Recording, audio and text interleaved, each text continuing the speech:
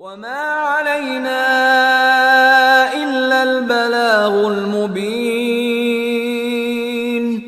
ہماری ذمہ داری تو بس صاف صاف پیغام پہنچا دینا ہے. صدق اللہ العلی العظیم. سامعین کرام، السلام علیکم ورحمۃ اللہ وبرکاتہ. آپ کے پسندیدہ علمی و ثقافتی چینل سچا پیغام کے دینی تعلیماتی پروگرام میں آپ کا استقبال ہے. مستمعین کرام، آج کی مجلس میں بزرگ مہینے کے بزرگ عشرے کی بزرگی کے متعلق کچھ عرض کرنا ہے. حضرات و خواتین، یوں تو اس مقدس اور ہولی منتھ کا ہر دن اور ہر گھنٹہ عظیم اور بزرگ ہے ہی، لیکن اس کا تیسرا اسٹیج، تیسرا عشرہ جو 21ویں رات سے شروع ہوتا ہے، پچھلے 2 عشروں اور رمضان کے پچھلے دنوں سے کہیں زیادہ عظیم المرتبت ہے. اسی لیے حضرت عائشہ رضی اللہ عنہا فرماتی ہیں، کان رسول اللہ صلی اللہ علیہ وسلم یجتہد فی العشر الاواخر ما لا یجتہد فی غیرہ. رسول اللہ صلی اللہ علیہ وسلم رمضان کے آخری عشرے میں عبادت وغیرہ میں وہ مجاہدہ کرتے اور وہ مشقت اٹھاتے جو دوسرے دنوں میں نہیں کرتے تھے. ایک اور روایت میں حضرت عائشہ رضی اللہ عنہا فرماتی ہیں، کان رسول اللہ صلی اللہ علیہ وسلم اذا دخل العشر شد میزرہ واحیا لیلہ وایقظ اہلہ. جب رمضان کا آخری دہا شروع ہوتا، آخری عشرہ شروع ہوتا، تو رسول اللہ صلی اللہ علیہ وسلم کمر کس لیتے اور شب بیداری کرتے، یعنی پوری رات عبادت اور ذکر و دعا میں مشغول رہتے، اور اپنے گھر کے لوگوں کو یعنی ازواج مطہرات کو اور دوسرے متعلقین کو بھی جگاتے تاکہ وہ بھی ان راتوں کی برکتوں اور سعادتوں میں حصہ لیں. جب ہمارے لیڈر اور پیغمبر جو اللہ کے معصوم بندے اور بخشائے انسان ہیں، رمضان کے تیسرے مرحلے اور آخری اسٹیج میں پہنچ کر اللہ کی یاد اور اس کی عبادت میں پہلے سے کہیں زیادہ دلچسپی لینے لگتے تھے، تو ہم گنہگار انسانوں کے لیے کیا اس عشرے میں عبادتوں کے لحاظ سے زیادہ چستی اور دلچسپی لینے کی ضرورت نہیں ہے؟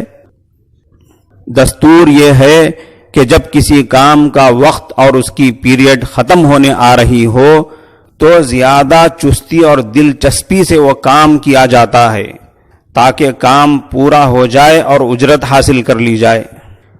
اسی طرح اب جبکہ تقوی کی ٹریننگ کا کورس کمپلیٹ کرنے کا لاسٹ ٹرم اور آخری مرحلہ شروع ہو چکا ہے، تو روزہ اور تراویح کے علاوہ تلاوت قرآن، دعا و استغفار، ذکر و اذکار، آنکھ، کان، زبان، ہاتھ، پیر وغیرہ سے ہونے والے گناہوں سے حفاظت، یہ اور اس جیسے تقوی کے تمام چاپٹرز کو پورا کرنے میں زیادہ سے زیادہ دلچسپی لینی چاہیے تاکہ ہم تقوی کا کورس پورا کرتے کرتے پورے متقی بن جائیں.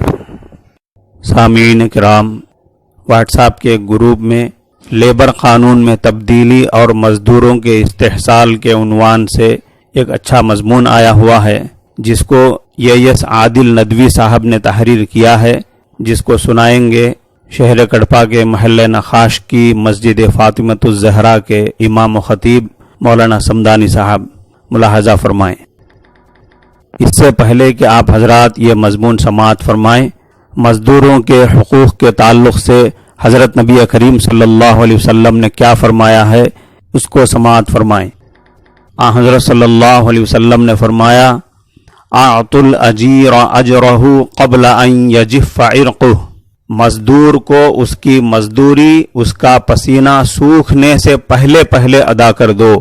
بخاری شریف کی ایک روایت میں ہے، حضرت صلی اللہ علیہ وسلم فرماتے ہیں، میں قیامت کے دن 3 آدمیوں کے خلاف اللہ کے پاس شکایت کروں گا۔ ایک وہ جس نے میرا نام لے کر عہد کیا اور پھر فریب کیا، دوسرا وہ جس نے آزاد انسان کو بیچ کر اس کا پیسہ کھایا، تیسرا وہ جس نے مزدور سے پوری محنت لی پھر اس کی مزدوری نہ دی۔ اس کے بعد اصل مضمون سماعت فرمائیں۔ محترم حضرات، السلام علیکم ورحمۃ اللہ وبرکاتہ۔ لیبر قانون میں تبدیلی، مزدوروں کا استحصال، تحریر ایس عادل ندوی۔ ملک ہندوستان میں انگریزوں نے حکومت کے دوران تمام طبقوں پر ظلم و ستم کیے اور لوگوں کو سخت اذیتیں دیں، یہ حقیقت ہے، مگر مزدور طبقے کا استحصال اوروں کے مقابلے میں کئی گنا زیادہ ہوا۔ ان کے پسینوں کی قیمت کوڑوں کے ذریعے سزا دے کر دی گئی۔ اسی بنا پر جب ڈاکٹر بابا صاحب امبیڈکر نے آزاد بھارت کا نیا آئین اپنی پوری آئین ساز جماعت کے ساتھ ترتیب دیا تو اس میں مزدوروں کے حقوق کے مد نظر ایسے قوانین بنائے گئے جن سے ان کا استحصال نہ ہو۔ مزدور یونین کو منظوری دی گئی اور انہیں اپنے حقوق کی خاطر قانون کے مطابق لڑنے کا پورا اختیار دیا گیا، جس سے آزادی کے بعد مزدوروں کی زندگی قدرے بہتر ہو گئی۔ مگر آج جبکہ کرونا وائرس جیسے مہلک بیماری سے پوری دنیا کی معیشت اوندھے منہ گر چکی ہے، بڑے بڑے صاحب ثروت مالدار لوگ تہی دامن خالی دامن کا شکار ہو رہے ہیں۔ ایسے نازک وقت میں کئی ریاستوں مثلا اتر پردیش، مدھیہ پردیش، گجرات، راجستھان، پنجاب وغیرہ نے مزدور قانون میں ترمیم کر کے سیدھا ان کے پیٹ پر وار کیا ہے۔ آج ہر چہار جانب سے حکومتوں کے اس رویے کے خلاف آواز بلند کی جا رہی ہے۔ اگر ملک کی معیشت کمزور ہوئی ہے اور اس حقیقت سے کوئی نظر پھیر نہیں سکتا تو کیا اس کا ذمہ دار یومیہ مزدور ہیں یا ٹھیکے پر کام کرنے والے لوگ ہیں؟ مدھیہ پردیش اور اتر پردیش کی حکومت نے مزدوروں کے لیے بنائے گئے 38 لیبر لاس میں سے 35 کو 3 سالوں کے لیے ختم کر دیا ہے۔ کام کا دورانیہ جسے بابا صاحب نے 12 گھنٹے سے گھٹا کر 8 گھنٹے کروایا تھا، اسے پھر سے 12 گھنٹے کر دیا گیا ہے۔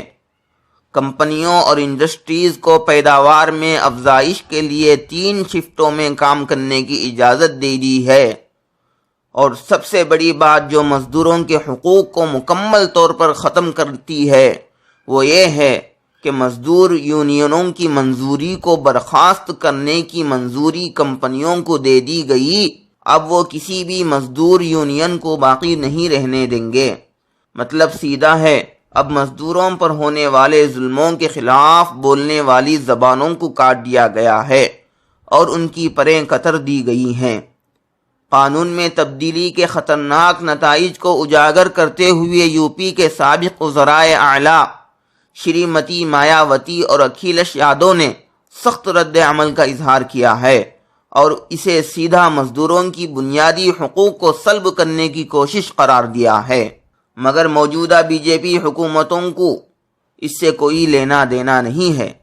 افسوس کا مقام ہے کہ وہ مزدور جس سے ملک کی معیشت کو طاقت ملتی ہے، جس سے ملک کی معیشت کو تقویت ملتی ہے، جس کے پسینے کی وجہ سے سرمایہ کار لوگ اپنی عیش و عشرت کی زندگی گزارتے ہیں، ہمیشہ انہی پر ظلم و ستم کیا جاتا ہے۔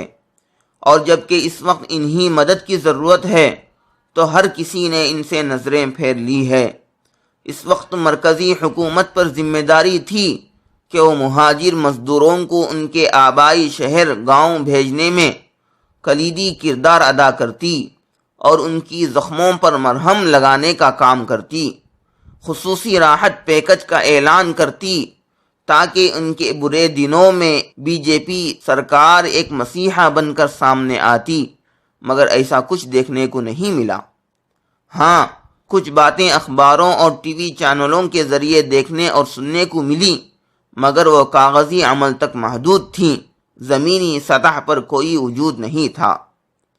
آج پوری دنیا نے اس ملک کے مزدوروں کی ابتر زندگی کو سوشل میڈیا کے ذریعے دیکھا ہے، کس طرح وہ قیمتی لوگ جس سے ملک کی معیشت کی چکی چلتی ہے، سڑکوں اور پٹریوں پر زندگی اور موت کی جنگ لڑ رہے ہیں۔